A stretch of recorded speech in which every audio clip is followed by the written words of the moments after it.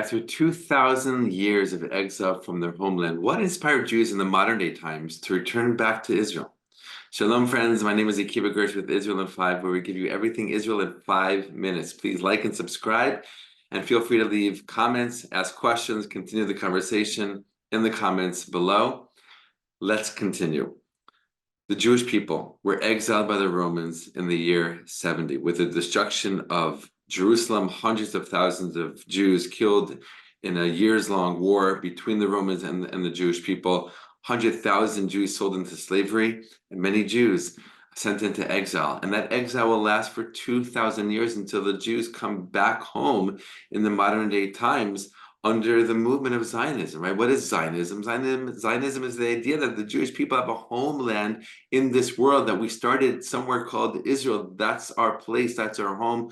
That is where we have our roots. We've never forgotten our place. We've never forgotten our original home, no matter where we have lived in the world. And now it was time to come home. But really, what was it about that time?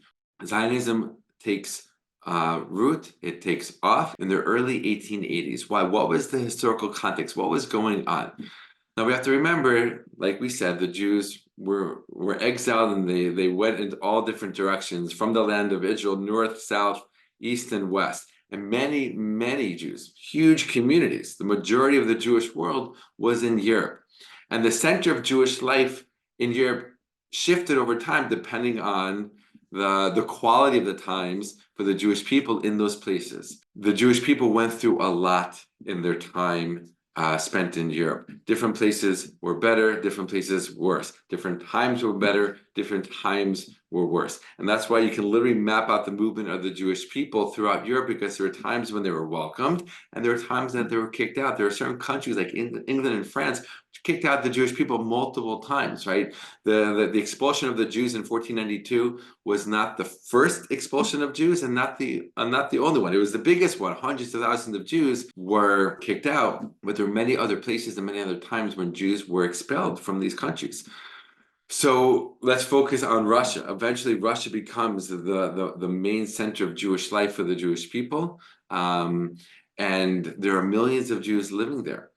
And eventually things get worse and worse and worse for them. And in the year 1881, the Russian Tsar gets assassinated. And who gets blamed? The Jews.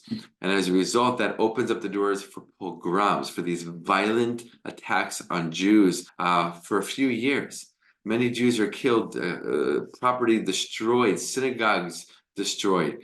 The Jewish people are broken, and this was at a time in 1881 where the values of the Enlightenment had finally reached Russia a few decades before, and Jews felt like, okay, we're finally being welcomed. They were given access to education in a way they never had before, to work opportunities they never had before. And the Jews in Russia really thought, wow, this was the end of anti-Semitism, right? And I'll just share this as well, that there was a feeling amongst many of the Jews that, you know what, the best way to end anti-Semitism is if we just stop being so Jewish. If we be like our neighbors, if we be like the countries we're living in, they won't hate us because they will have no reason to hate us anymore.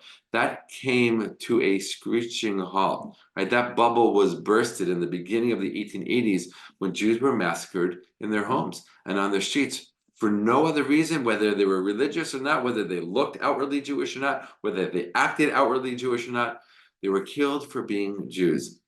And that is when a lot of people woke up to the idea of Zionism, realizing that we are not welcomed here, we are not safe here, we need to figure something else out. Now, many Jews did go to America, right? Millions eventually, but tens of thousands at first, which turned into hundreds of thousands eventually, said, no, I'm not going to go to another place. I'm going to go back to our homeland and build our own country, where we can determine our own fate, where our fate is in our hands, when we can build an army and protect ourselves from those who are against us, from those who hate us, right? And that's what Zionism was all about. And it starts with these very, very small few baby steps. With at first, in the 1880s and 1890s, about 25,000 Jews moving to the land of Israel, where there already existed a small Jewish community in a few different cities. They were mostly focused on religious activities like study and prayer.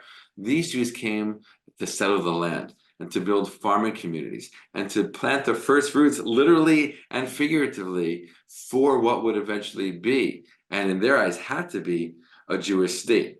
Right. And it was a meager, kind of humble start, but it was enough of a start to keep the momentum going.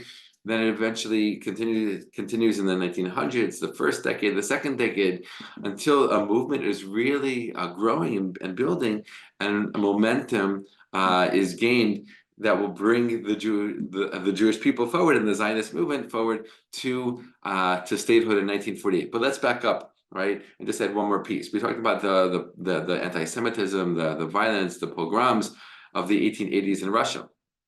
There's one other no, there were many pieces. Zionism is a long history. It's a complex history. But one other piece I'll share for now is Theodor Herzl. Right, we can't talk about Zionism without talking about Theodor Herzl, because he will become the leader. Right, the first real leader of the Zionist movement. Now, he doesn't get on board with Zionism until the mid-1890s. It's already been around for a decade and a half before he gets on board. But again, he does take a leadership role that nobody before him had. Now, how did he get inspired? He was in France. He was a journalist from Austria, and he was writing for a newspaper, and he was covering a very special event, the Dreyfus Affair. It was a Jewish French officer who was being accused of treason. And eventually, as the court case was unfolding, it started to smell like anti-Semitism, and people were starting to talk about it. He got framed. This is completely anti-Semitic. What's going on here?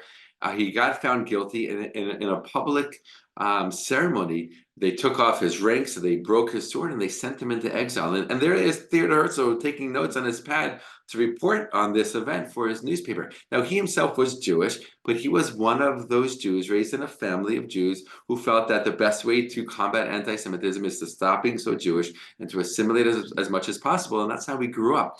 But there he was as a Jewish journalist in that crowd, seeing this Jewish officer being framed in an anti-Semitic ploy against him. And not only that, right? More so, in the crowd, he started to hear people chant, "Death to the Jews." Death to the Jews? Like, what does this have to do with anything? Okay, so he's Jewish. That means all the Jews should die, all the Jews are bad.